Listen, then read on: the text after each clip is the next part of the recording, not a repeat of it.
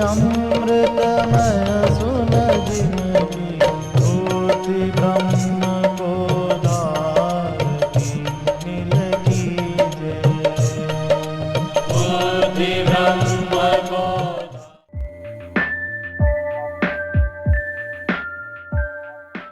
प्रभु की प्राप्ति के बिना किसी की जलन नहीं जाती, किसी की ईर्ष्या नहीं जाती, किसी का मेरा तेरा नहीं जाता। नहीं, अपने को क्या लेने देना। पेट भर लेते, ब्याह कर लेते, बच्चे हो जाते, घर बना लेते, चैन से रहते। और देखो, मैं व्यास गद्दी से कहता हूं, यदि तुम्हें कोई अभाव नहीं खटकता है, किसी तरह का अभाव, मरने का, बिगड़ने का, इसका, तो मैं पहला व्यक्ति हूं कहूंगा कल से प्रवचन में मत आना। हाथ उठा के कह रहा हूं। और यदि अभाव खटकता है और फिर भी उसके हटाने के लिए पुराना रास्ता ही चल रहे हो जिसमें आज तक सफलता नहीं मिली, तो तुम्हारे जैसा मूर्ख भी कोई नहीं।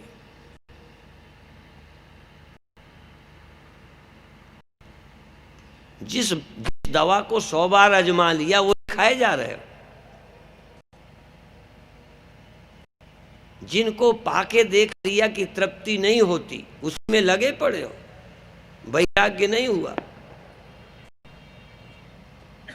वेद ने कहा, परीक्ष लोकान कर्मचितान ब्राह्मणों निर्वेद माया नास्त्य अकृतः कृतेन तद विज्ञानार्थम सगुरुमेवा विगच्छेत समित पाणी सोत्रियम ब्रह्मनिष्ठम।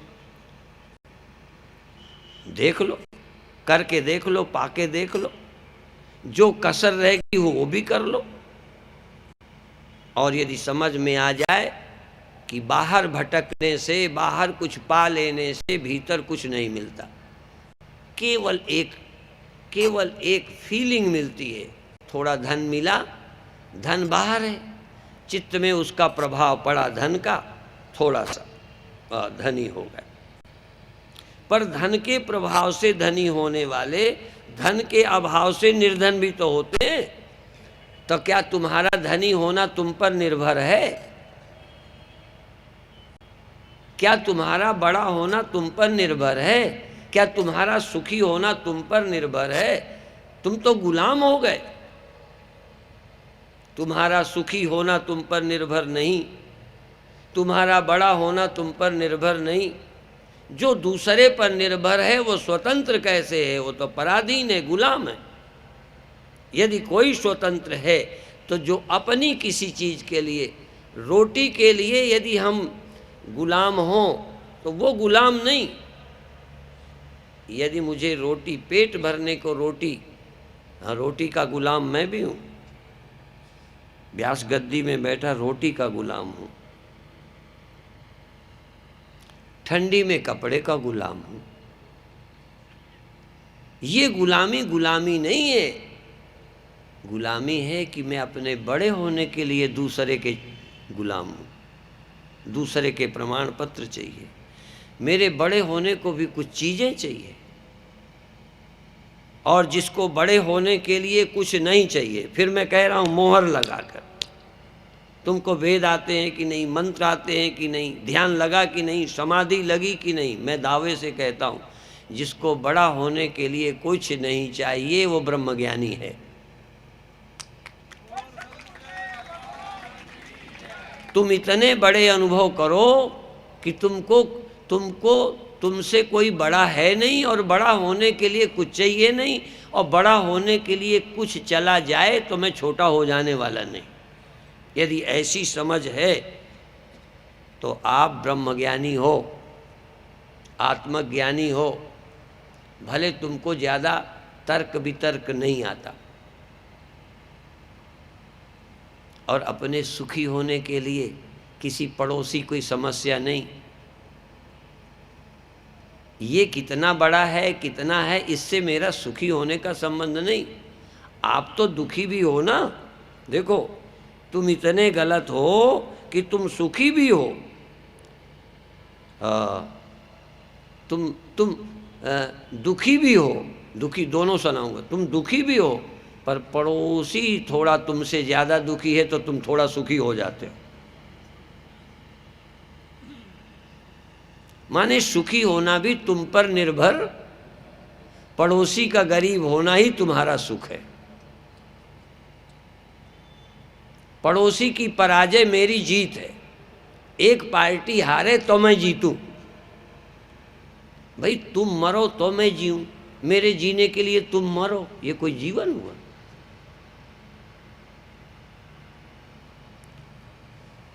तुम मरो तो मैं जीऊं और तुम जिए तो मैं मरा, ले।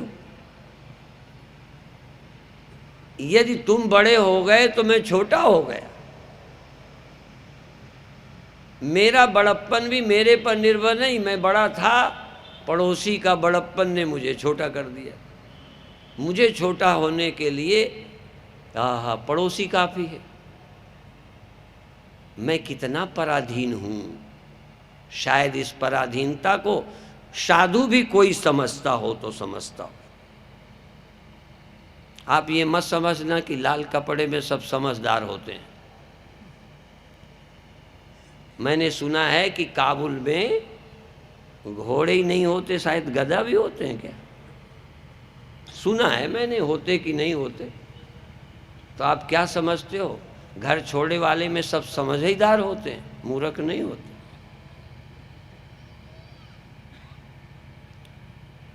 जिनकी चैन किसी और पर निर्भर है, जिनकी शांति किसी और पर निर्भर है,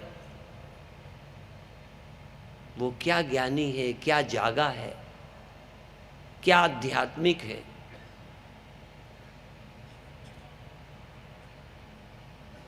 आप जरा जीवन को झांको, जानवरों की तरह मत जियो। जानवर जैसा है वैसे ही जीता तो कोई बात नहीं। तुम यदि पैदा हो गए और जैसा सब सोचते हैं वैसे ही तुम्हारी खोपड़ी में आ रहा। पड़ोसी लगा है धनी होने में, तुम भी लग पड़े। पड़ोसी लगा है पद प्रतिष्ठा पाने में, तुम भी लग गए। पड़ोसी लगा है चार चार ब्याह करने में और रोज़ पत्नियां पति बदलने में, तो तुम भी बदलने लगे। और विदेशी से क्या सीख रहे हो? ये विदेशी और सब ये संस्कार क्या दे रहे हैं? यही दे रहे हैं। तुम अपने सुखी होने के लिए यदि किसी के मोहताज हो, यही गुलामी। मेरा सुख, मेरा बड़प्पन, मेरा जीवन, मेरा जीवन औरों पर छोड़ो, इस शरीर पर भी निर्भर नहीं है कि ये शरीर रहे तो मैं जिंदा रहूं, बल्कि मुझे पता हो कि मुझसे शरीर जिंदा है। कितनी बड़ी मूर्खता! मुझसे शरीर जीवित है। तुम जागे, जरा ध्यान दो, तुम जागे तो शरीर मिल गया, पता चला। शरीर तुमसे जाग गया कि तुम शरीर से जाग गए। आंखें तुमसे देखने में सक्षम हो गई कि तुम आंखों के कारण। लोहा आग में डाल दिया, लोहा जलाने लग गया, लोहा भी जलाने लगा। ये लोहे में जलाने की ताकत आग की है कि लोहे की है? आंखों में देखने की ताकत, कानों में सुनने की ताकत, शरीर में जीवनी शक्ति, ज्ञान शक्ति शरीर की है कि मेरी है? और मन में जो शक्ति है मुझे चैतन्य की है। इसीलिए केनोपनिषद में मनसो मनो सौ प्राणस्य प्राण, वह प्राणों का प्राण है, वो मनों का मन है, वो वाणी की वाणी है। सब में सत्ता, स्फूर्ति, क्रिया शक्ति, ज्ञान शक्ति, अस्तित्व शक्ति, सब में जो भी हैं, इनमें है पना उसका है। जो भी है इसमें है पना उसका, इसमें चैतन्यपना उसका, और इसमें क्रियापना करने की सामर्थ्य उसकी। और उसकी वहाँ नहीं, उसकी सामर्थ्य तुम में, उसका ज्ञान तुम में, उसकी क्रिया तुम में, उसकी क्रिया मुझ में, उसका ज्ञान मुझ में। और थोड़ा बढ़ोगे, वो तुम जिससे ज्ञान होता है, वो तुम जिससे क्रिया होती है, वह तुम जिससे सब होता है। सबके प्राण तुम हो, सबके प्राण नहीं, तुम प्राणों के प्राण हो। सौ प्राणस्य प्राण, वो प्राणों का प्राण है। आप जानते हो, बहुत से बहुत वो हमारा प्राण है, ऐसे बोलते हो ना भाई, सबका प्राण है। और वो क्या है? यानी वो प्राणों का प्राण है। सब काम मन से होते हैं। मन देखो जागा दुनिया, मन सोया गई। ओ मन ऐसा है, पर इतनी सामर्थ्य वाला मन का प्राण, मन का मन में मनत्व किसका है? स्वप्नों का होनापना, स्वप्नों का ज्ञानपना, स्वप्नों का सुखपना एक ही का है। वह एक, उसको जानना है, उसको अनुभव करना है। पर हम जाग जाते हैं। जाग जाना ये तुम्हारा पुरुषार्थ नहीं है, ये जाग जाने का काम कुत्ता भी करता है। जाग जाने का, नींद उसकी भी खुलती है, मेरी भी खुल जाती है। इसमें तुम्हारी क्या खूबी कि मैं रोज जग जाता हूँ? रोज गधा नहीं जगता ना, घोड़ा नहीं जगता, सांप नहीं जगता, बिच्छू नहीं जगती, चिड़िया नहीं जगती। ये जग जाने भर से, और जग करके खा लेना, पीने लगना, काम धंधे में जुट जाना। चिड़िया चुनने लगती है, जानवर भी उठते ही गोबर करते हैं, पेशाब करते हैं। आजकल गाय का बड़ा महत्व है। बड़े सौभाग्य से गाय की महत्ता धीरे धीरे समाज में आई। गोमूत्र की महिमा बढ़ी, गाय जगती है। आजकल इंदौर में देखा, करीब 4-6 हज़ार लोग रोज गोमूत्र पीते हैं। और बहुत लोगों ने गोमूत्र छान करके जगह जगह रखते हैं कि लोग पिएं।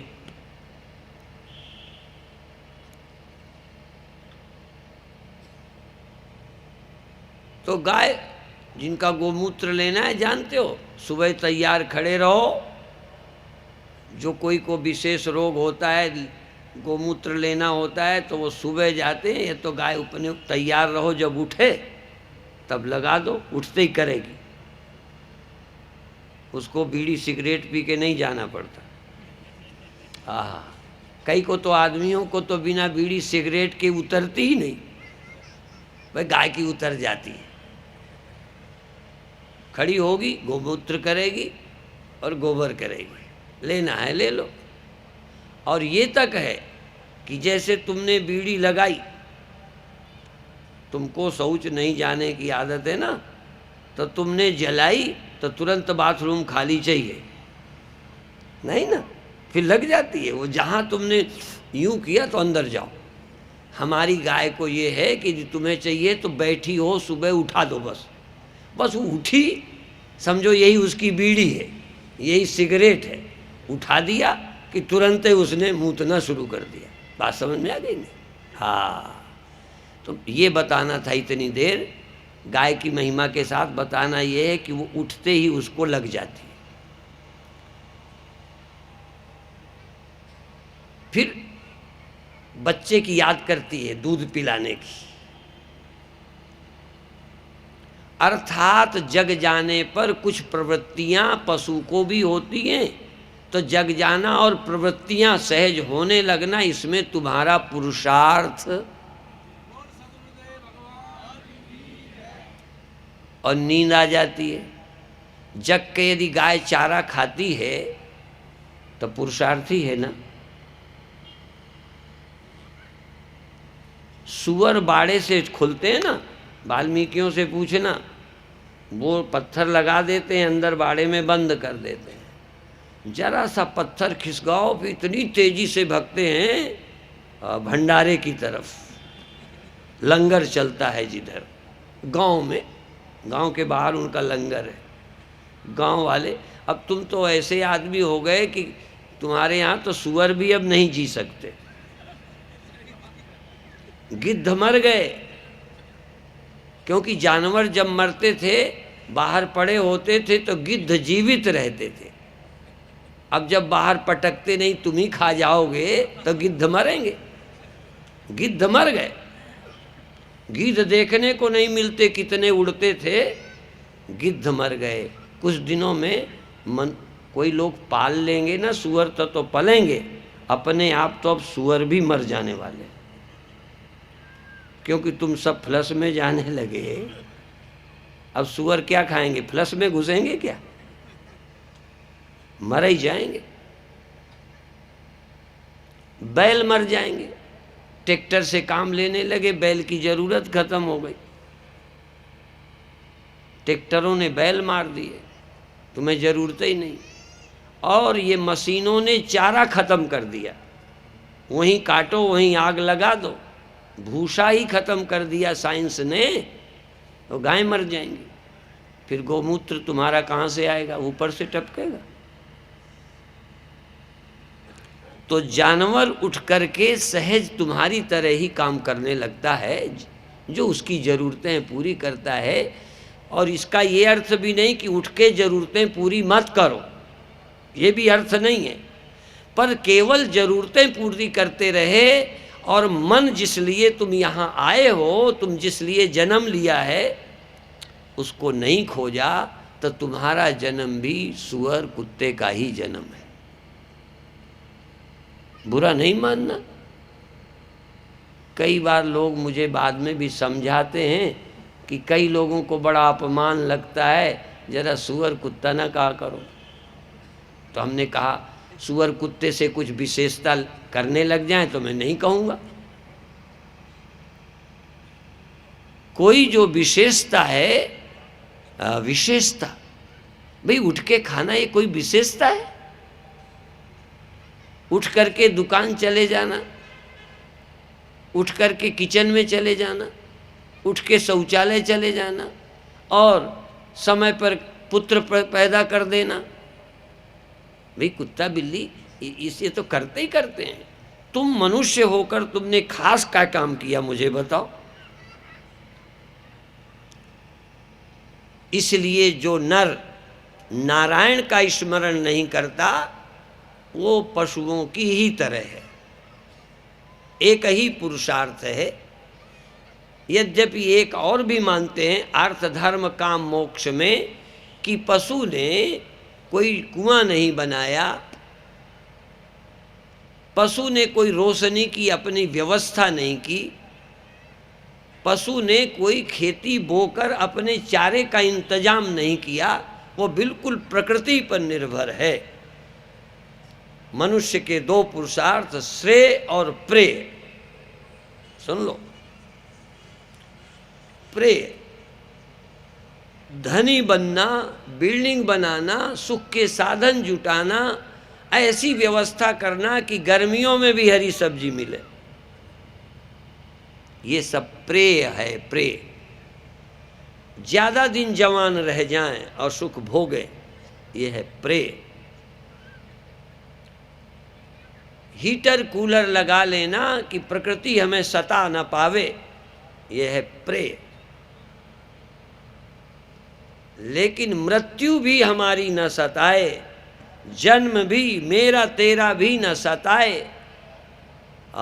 इस जन्म मरण की वेदना को, आवागमन की वेदना को, और मेरे तेरे के दुख से, ईर्षा से छूटकर परम लाभ को प्राप्त करना, निश्रेयस प्राप्त करना, ये मनुष्य का दूसरा पुरुषार्थ। दो पुरुषार्थ, लौकिक और पारलौकिक, इहलोक और परलोक, यहाँ की समृद्धि और आत्मा की उपलब्धि।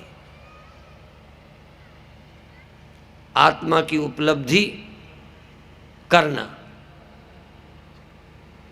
और सारी शक्ति यदि प्रेय में लग जाए तो श्रेय की प्राप्ति नहीं हो सकती। इसलिए जिंदगी जब तक रहेगी, फुर्सत न होगी काम से। काम से माने कोई ना कोई जरूरत तो रहेगी।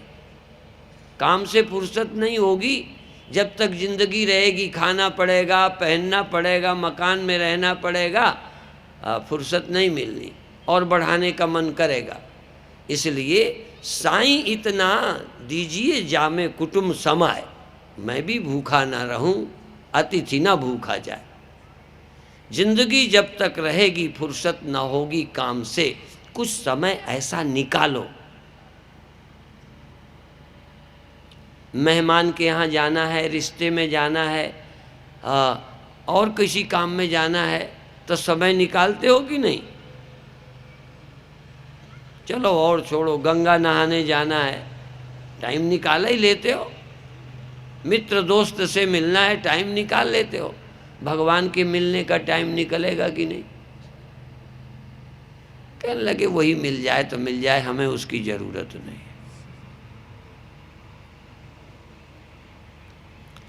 जिंदगी जब तक रहेगी फुर्सत न होगी काम से, कुछ समय ऐसा निकालो, प्रेम कर लो राम से, प्रभु से, जो तुम्हारे अंदर बैठा है उसको। उसे पाने से क्या लाभ होगा? जन्म मरण खेल हो जाएगा, नाटक हो जाएगा, बनावटी हो जाएगा, झूठा हो जाएगा। ये सब झूठा, उमा कहो मैं अनुभव अपना, सत हरि भजन जगत सब सब स्वप्न। जो स्वप्ना और पेखना, ऐसे जग को जान। इनमें साचो कुछ नहीं, नानक बिन भगवान। जो स्वप्ना और पेखना, ऐसे जग को जान। ये जगत स्वप्ना है, ये जगत पेखना है।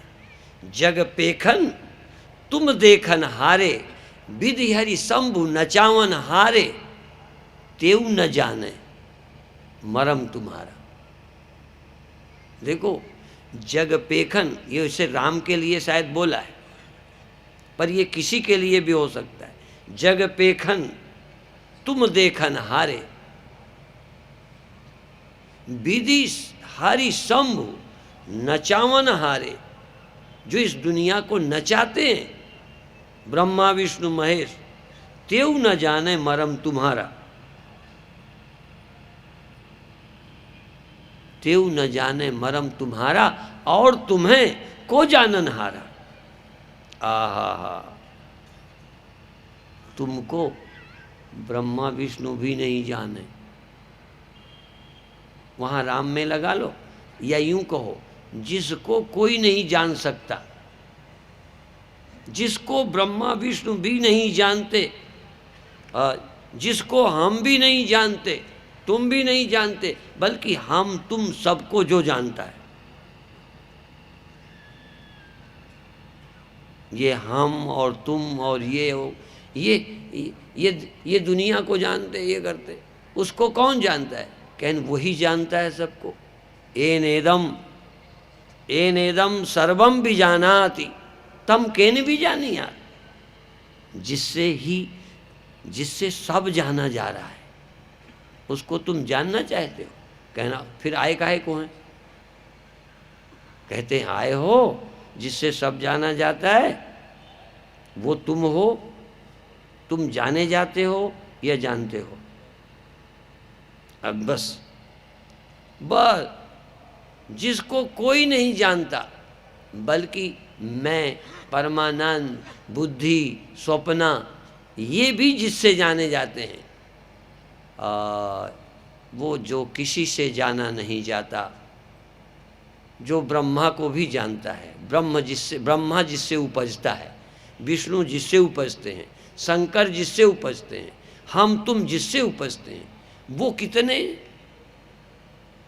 एक के अलावा सब उपजते हैं। फिर समझ लो, एक के अलावा सब उपजते हैं। फिर चाहे मैं हूँ, चाहे तुम हो, चाहे ये हो, चाहे वो हो, चाहे बड़ा हो, चाहे छोटा हो, न उपजने वाले दो नहीं हैं। फिर ध्यान देना, न उपजने वाले न पैदा होने वाले दो नहीं है, नहीं उपजने वाला केवल एक है, बाकी सब उपजने वाले। और जैसे तुम ये जान सकते हो ये मुझसे उपजा है या मैं उपजाऊं, बस ये रियलाइज करो, तुम उपजे हो या तुमसे उपजा है, तुमसे सब होता है या तुम होते हो, या होते भी तुम ही हो और होता भी तुम ही से है। बस निर्णय करो, तुम ही से होता है और तुम ही होते हो, या जो होता है ये तुम नहीं हो, जिससे होता है तुम हो, या दोनों तुम हो, या केवल उपजे तुम हो। केवल उपजे तुम हो तो अज्ञानी हो, और तुमसे उपजता है, तुम नहीं उपजते तो ज्ञानी हो, और तुम्ही से उपजता है, तुम ही उपजते हो, तुम्हारे अलावा कुछ नहीं है तो तुम ही ब्रह्म हो, सब तुम ही हो। अब देखो, तुम ज़्यादातर जीव हो, उत्पन्न हुए हो, देह हो, अलग अलग हो, अलग अलग भी तुम ही हो और एक भी तुम ही हो, तुम ही लहरें हो, तुम ही जल हो। कुछ हैं इस अनुभव को प्राप्त हुए कि हम लहरें हैं, ये लहरें हैं, और जल है कि नहीं है ये अभी विचारणीय विषय है, ये अभी चिंतन का विषय है। एक लोग हैं जो हैं लहरों की तरह और आपस में प्यार भी करते हैं, लड़ते झगड़ते भी हैं, एक दूसरे से मिलते जुलते भी हैं, बाकी सागर की कथा करते हैं। कोई कोई कहते हैं गप्प है सागर, बकवास है, सागर आगर कुछ नहीं, ऐसा लहरों को हमने बात करते सुना है। वो फरीदाबाद में भी है, ऐसा मत समझना फरीदाबाद उससे रहित है। कई अभी भी कहते हैं कि सागर और जल गप्प है और हम तुम जो हैं बस हैं, माने ये जो दिख रहा है ये सब है, जो इसका आधार अधिष्ठान है वो उसको अभी नहीं मानते। कुछ लोग ये मानते हैं कि हम तो हैं लहरें, ये भी हैं लहरें, सागर भी है, बिल्कुल है, पक्का है, पर वो सर्वत्र रहता है, ऐसा थर्ड पर्सन कोई है जिसका नाम सागर है, जो सब में रहता है, ऐसा परोक्ष, ऐसा श्रवण करके ऐसा पक्का है, विश्वास है। पर अब क्या है वो सागर? अभी सब में रहता है, हम लहर से पूछेंगे सब में रहता है, तूने सुना कि तुझे पता है? कहने लगे पता तो नहीं है, हमने सुना है सब में रहता है, और ये भी सुना है उसी से सब होता है, फिर ये भी सुना है उसी से हम हुए हैं। तो हम पूछेंगे कि जिससे तुम हुए हो वो तुम्हारे पास रहता है कि नहीं? और जब कहेगा हाँ, लहर कहेगी हाँ मुझ में भी रहता है, तो हम कहेंगे वो और तुम दो हो कि एक हो? ये तो मैं तर्क की तरह बता रहा हूँ, तर्क का जवाब दे रहा हूँ, लेकिन जब तुम ये देखोगे, पहले मैं अकेला हूँ वो नहीं है, हम तुम हैं वो नहीं है, फिर वो भी है, उसने हमको पैदा किया है, ये दूसरा स्तर है, फिर वो सब में रहता है, वो मुझ में भी रहता है, तीसरा स्तर है, और वो और हम दो नहीं हैं। और वो उससे अलग ये कोई नहीं है। जो स्वप्ना और पेखना ऐसे जग को जान, इनमें साँचो कुछ नहीं, नानक बिन भगवान। और वो भगवान, वो जल इस लहर उस लहर में है, किंतु अब लहरों लहरों का भेद बताते हैं, वो भी लहर है, पर ये लहर की भिन्नता है, विलक्षणता है कि वो नहीं जान सकती सागर को। एक लहर है पर अभी उसे ये भी पता नहीं है कि वो है भी, पेड़ है, उसे ये भी पता नहीं। और पशु है लेकिन उसे भगवान की, उस सत्य की खोज की जरूरत नहीं है। मनुष्य है, सोचता है कि होगा तो जरूर, जब इतनी बड़ी दुनिया है, न मेरी बनाई है, न अटल की, न जवाहरलाल की, न मार्क्स की, न लेनिन की, तो आखिर ये कैसे चल रही है, क्यों चल रही है, ये पृथ्वी कहाँ लटकी है, ये तारे कहाँ लटके हैं। मैं अमेरिका गया तो चक्कर लगा के आया तो मैं चक्कर में पड़ गया। पढ़ते थे कि ऐसी गेंद की तरह दुनिया है, फुटबॉल की तरह है। अब एक बार मैं लंदन होके न्यूयॉर्क और अमेरिका गया, इस बार सिंगापुर और क्या वो इधर होके गया, तो पूरा चक्कर लगाया आया। मैंने कहा, और पानी चारों तरफ है, मैंने ये पानी कैसे लटका है, वो ये जमीन कहाँ टिकी है। अपन तो भूगोल पढ़ाते समय एक कील में धर देते हैं, पढ़ाते समय कि ऐसे कीली है, उसमें ऐसे घूमती है। वहाँ कीली कहाँ है, यहाँ तो कीली मेज में धर देते हो और उसको ग्लोब को घुमा के समझाते रहते हो। ये जमीन कहाँ रखी है, ये कैसे लटकी है। लेनिन लटका गया ना, कि लेनिन का बाप तो इस जमीन में रहता था। जमीन को टिकाने का क्या है क्या। ये तो ऐसे ही लगेगा जैसे लक्ष्मण कभी जोश में बोले,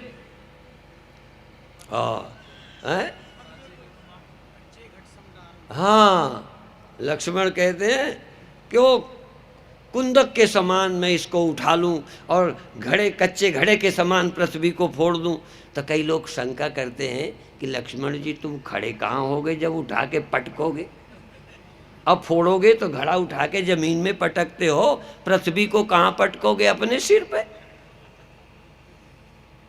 तो लेनिन से हम पूछेंगे कि तुम लटकाने वाले, तुम खुद ही जमीन में रहते हो, पृथ्वी को तुम कैसे लटकाओगे। जिसका कोई आकार नहीं, जिसका कुछ पता नहीं, जिसकी महिमा का अंत नहीं, उसने सब लटका रखे। उस सत्य को खोजना, उस सत्य का अनुभव करना, उस सत्य का अनुसंधान करना।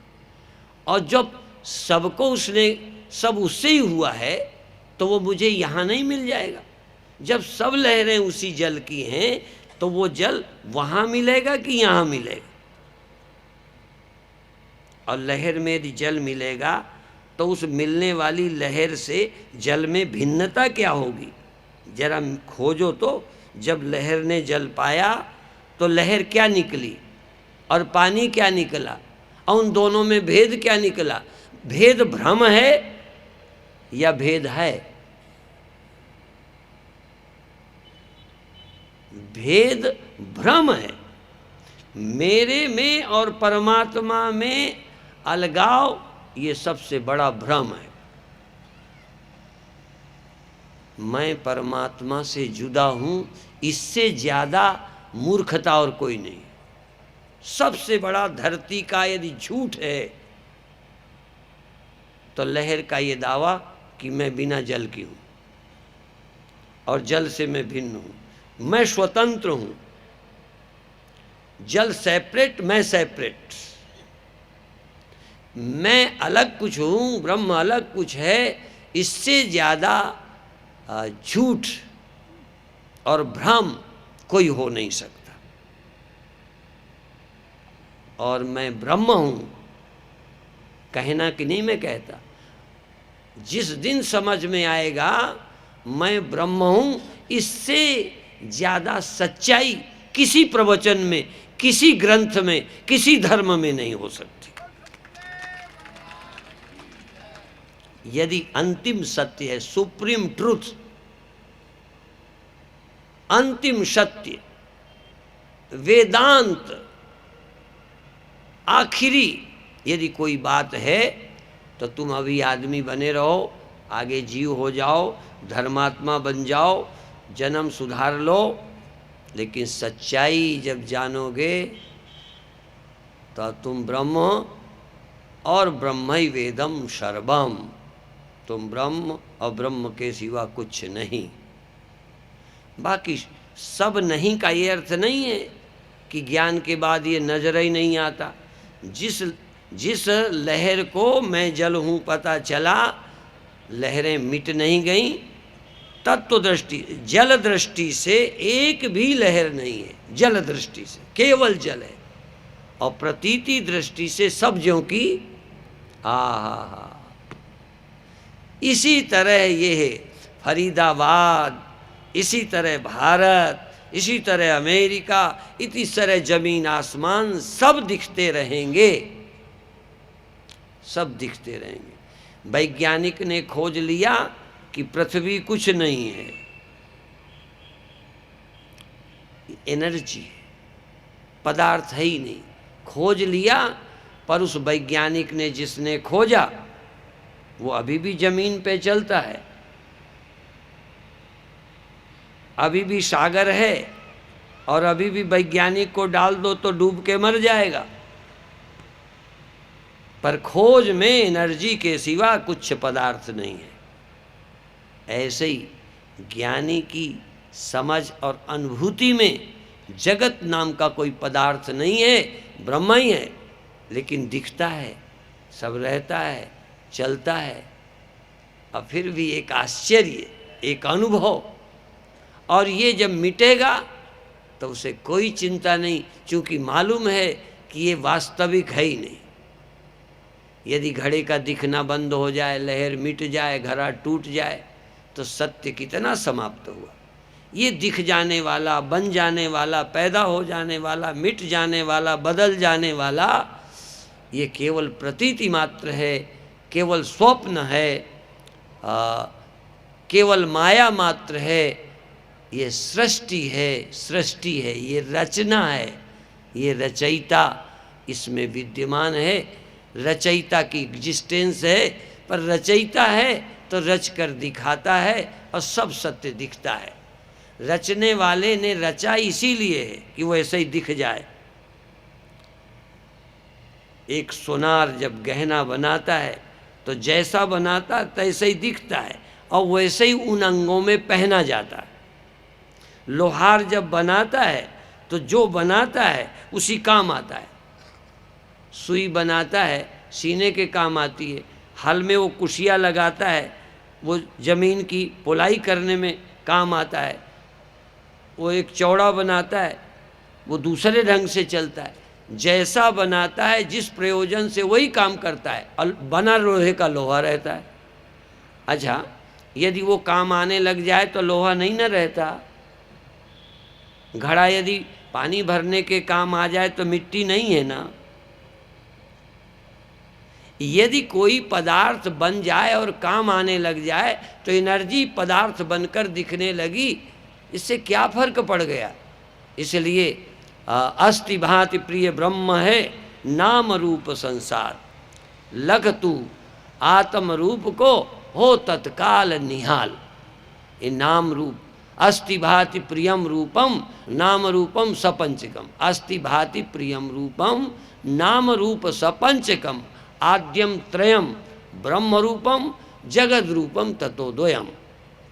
ये जो विशेषताएं हैं, नाम रूप है, जिसका वर्णन बनता है, ऐसा मन है, ऐसी बुद्धि है, ऐसे शरीर है, ये कान है सुनता है, आँख देखती, ये जितनी विशेषताएं हैं ये रचना में हैं। ये सब विशेषताएं हैं, इनके नाम अलग हैं, गुण अलग हैं, रूप अलग हैं, रंग अलग हैं, विशेषताएं हैं, लेकिन एक निर्विशेष पर ब्रह्म तत्व है। और वह ब्रह्म जैसे सब जगह ऐसे इसमें। एक बार तुम निर्विशेष तक चले जाओ, एक बार तुम एक बार अतीन्द्रिय हो जाओ, अतीन्द्रिय बिना इंद्रियों के हो जाओ। एक बार तुम अमन हो जाओ, बिना मन के हो जाओ। एक बार तुम बुद्धि से पार चले जाओ, बुद्धिहीन बुद्धि रहित हो जाओ। एक बार तुम निरहम हो जाओ, अहंकार को पार कर जाओ। निरहम च निर्मम, तुम ना पार करो, थोड़ी देर रहो, अहंकार आप ही थोड़ी देर में खो जाएगा। लहर मिट जाए, लहर कोशिश करे मिटने की, कोशिश लहर खुद है। लहर तक जाकर कोशिश न करे, थोड़ी देर बाद लहर अपने आप खो जाएगी। अंदर जाओगे, मैं अहंकार खो जाएगा। ब्रह्मा खो जाता है, विष्णु खो जाता है, शंकर खो जाता है, तुम खो जाते हो, मैं खो जाती है, तब भी रहता है, जो रहता है वही तो ब्रह्म है, वही तो। और यदि कहना चाहो जो रह जाता है वो शिव है, जो रह जाता है विष्णु है, जो रह जाता है ब्रह्मा है, जो रह जाता है ईश्वर है, जो रह जाता है वो मैं है, जो रह जाता है। जो नहीं रहता वो स्वप्न था, जो नहीं रहता वो अहंकार है, जो मिट जाता है वो स्वप्न है, जो रह जाता है वो सत्य है। सत्य हमें बचाना नहीं, वो तो बचेगा ही बचेगा। स्वप्न में जब हम मर रहे थे तो बचने की चेष्टा कर रहे थे, मर गए थे तो लगेगा अब क्या होगा, जागे तो बच्चे मिले, कोई बचा नहीं लिया गया, बच्चे पाया और स्वप्न चला गया। ऐसे ही हम अपने को बचाएं नहीं, बचेंगे, बचते ही हैं, पर हमको समझ नहीं है। इसलिए जागे सो पावे, सोवे सो खोवे। जाग जाओ, खोजो। ये सुनने का भी एक अपना आनंद है, पर जब खोज लोगे ना वो फिर परम आनंद है, बिना खोजे नहीं परम आनंद। आपको लगते ही नहीं, कभी तो लगे आँखों के बिना मैं हूँ, मन के बिना मैं हूँ। हाँ, मन से, बुद्धि से, इंद्रियों से परे रटो मत। यदि परे परे कहोगे तो यहाँ बैठे बैठे परे, वो तो सबसे परे कहाँ रहता है परे? वो परे कौन है? Third person. इंद्रियों के बिना कोई थर्ड पर्सन है? मैं। मन से परे, मन से रहित कोई थर्ड पर्सन है? मैं। और अहंकार से रहित कोई पड़ोसी है? मैं ही हूँ। मैं सच्चिद आनंद हूँ। इस सच्चाई को खोजो और जीवन को धन्य करो। इतना ही कहकर अभी समाप्त करते हैं। ओम शांति शांति शांति।